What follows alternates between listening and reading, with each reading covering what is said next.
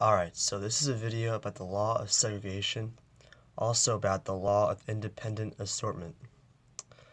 So, this theory was created by Dr. Gregor Mendel. Mendel worked with pea plants and selected 7 traits to study and that each occurred in 2 different forms. He noticed that some pea plants have green pods and others have yellow pods. Since the pea plants are capable of self-fertilization, Mendel was able to produce true breeding plants. He also discovered that whatever color the tree pod plant was, it would produce that color.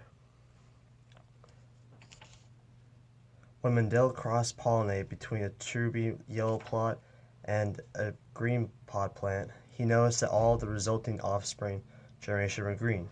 This suggests that the green is dominant. He then let out all the green F1 plants to self-pollinate. He referred to these offspring as the F2 generation. Mendel noticed that a 3-to-1 ratio in pod color. About 3/4 of the F2 plants had green pods and about 1/4 had yellow pods.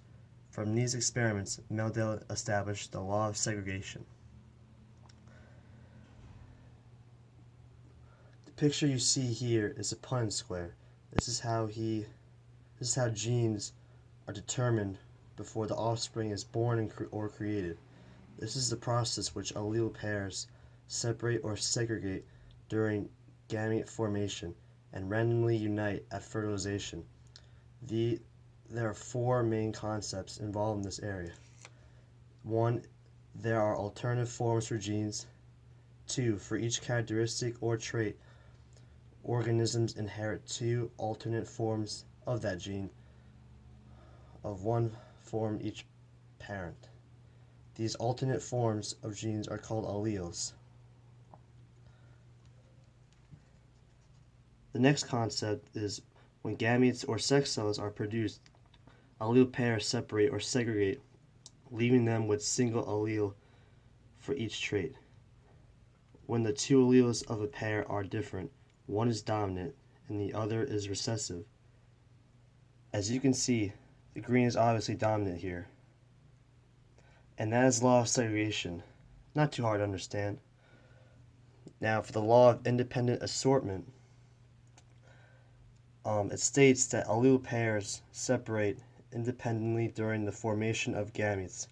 This means that the traits are transmitted to offspring independently from one another.